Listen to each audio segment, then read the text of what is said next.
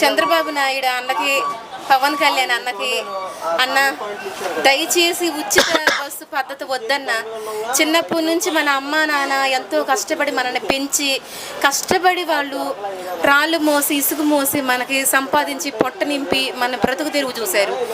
ఇలాగా free service పెట్టడం వల్ల ఎంతమందో ఆడవాళ్ళు కొట్టుకుంటూ అసలు చండాలంగా తయారయ్యి, దయచేసి నీకు నమస్కారం పెడతానన్న, అసలు వద్దండి పద్ధతి వద్దు, దయచేసి మీకు పుణ్యం కొడతాన్నా, ఇల్లు వాకిల్ లేక ఒక అనాథగా అద్దె కొంపల్లో స్ట్రబుల్ అవుతున్నా, దయచేసి పద్ధతి తీసేసి ఇల్లు వాకిల్ లేని వాళ్ళకి కొంచెం మంచిగా ఒక ఆదరణ హెల్ప్ చేయడము, లేకపోతే ఇంటి సరుకులు తగ్గించడము, బిడ్డలకి చదువుకునే బిడ్డలకి డొనేషన్ ఇచ్చి వాళ్ళకి బుక్స్ ఇచ్చి వాళ్ళకి ఒక మంచిగా చూడండి. అంతేగాని దయచేసి నీకు 1,000,000,1,00,00,000 నమస్కారాలన్నా, తీసేయండి అన్న. ఎందుకంటే తెలంగాణలో చేసింది కూడా తప్పు చేశారన్న. వద్దన్న ప్లీజ్ అన్న, చెయ్యిపోతేనే ప్రశాంతంగా ఉన్నామన్న. వద్దు వద్దు వద్దన్న, ఇంక వేరే రకంగా అన్నా నాకు మంచిగా చెయ్యండి అన్న, దయచేసి పద్ధతి మాత్రం వద్దన్న. అది